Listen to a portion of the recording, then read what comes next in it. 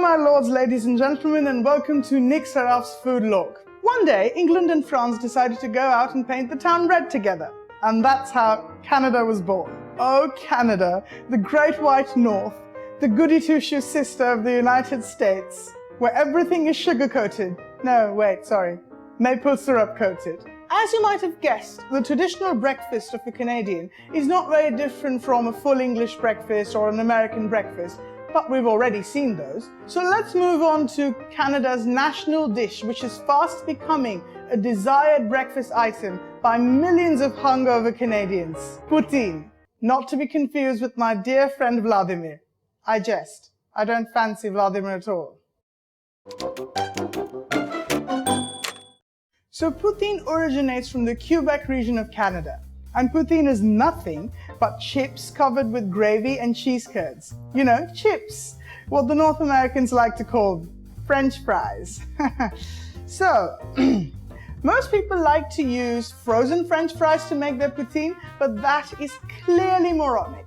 So I'm going to make my own fries using fresh potatoes. So let's see how to make a round potato into a long fry. If you don't know how to, you can see it now.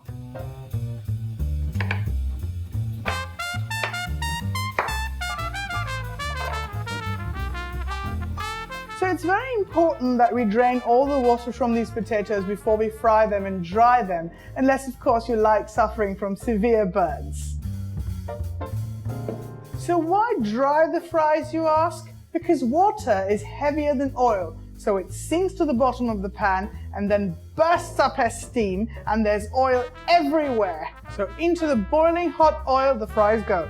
This is potato song. 1 potato, 2 potato, 3 potato, stop. 4 potato, 5 potato, 6 potato, stop. 7 potato, 8 potato, 9 potato, stop.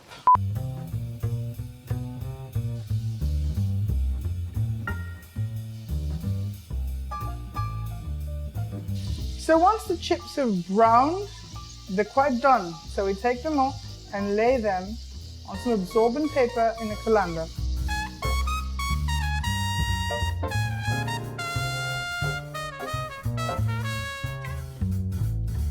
So while the chips have not completely cooled down, we add salt and pepper to our tastes, and then we just toss it so that all of them get it. Canadians don't generally put black pepper with their chips, but I really like the flavor. Now we can hear the crispiness of these potatoes. And now we keep this aside and move on to the next thing. A Canadian breakfast cannot be complete without some Canadian bacon. Now what I've done is I've taken long streaky Canadian bacon and cut it into little bits.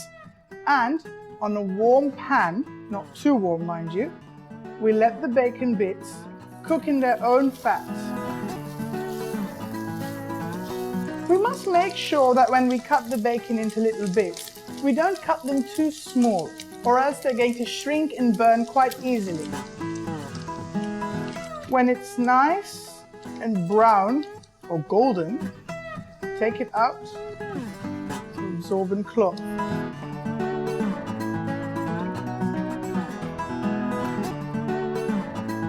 Now, as we did in the American breakfast, we caramelized this bacon in Canada's very own gift to the world, the maple syrup. Medium heat on a pan, pour some maple syrup and add the bacon. And quickly coat all of it. And make sure you get it off your pan and off the heat onto a plate before it caramelizes and burns. Make sure that you make little separation in the bits of bacon. Otherwise it's going to be one big sticky mess of a bacon cookie.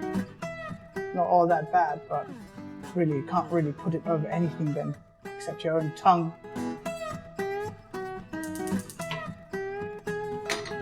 Now this is about a cup of chicken stock that I'm going to bring to the boil. And then I'm going to add this. Now, when we made gravy earlier in the American breakfast, we added cold milk to a hot bubbling mixture of flour and butter. This time we're doing exactly the opposite. To hot chicken stock, we're adding a cold mixture of 1 tablespoon of butter and 1 tablespoon of flour. This mixture in French is called beurre meunier. And now we add this cold beurre meunier, how I love saying it, to this hot stock. In it goes. And then we whisk it like we did with the gravy until it dissolves on a low flame and thickens to form some good chicken gravy. It can be done with veal stock too, or turkey. Chicken stock is the easiest one, so.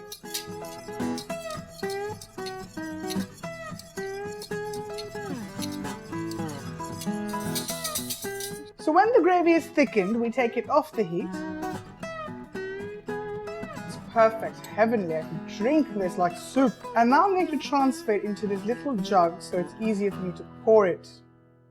So the last thing we make today is little quail sunny side up eggs. Now if you don't get quail eggs, you can obviously just make 1 big chicken egg and put it on top of the poutine, but it looks very pretty when you have little eggs lined up.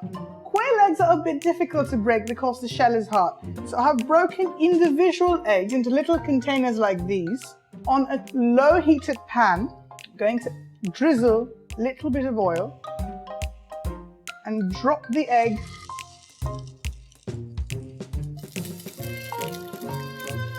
then we just transfer them onto a plate.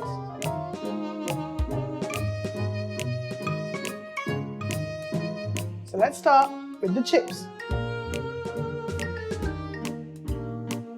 Some chopped cheddar cheese. This is an alternative to cheese curd if you don't have it, but really for flavor, there is no alternative to cheese curd.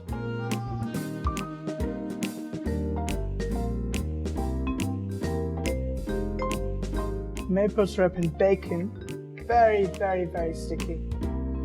Trust me when I say this, and I know you will, all you bacon lovers out there, it is absolutely worth the mess.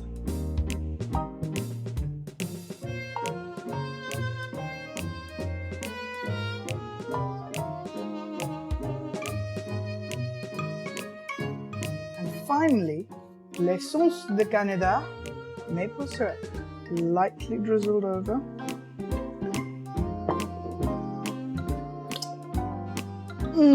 So, voila, here we have it, poutine. Just simple chips with some cheese, some gravy, some bacon and some eggs. Not only a good breakfast food, but a great cure for the hangover. You know what I'm talking about, Canadians. So, bon appétit, have a good breakfast guys, goodbye.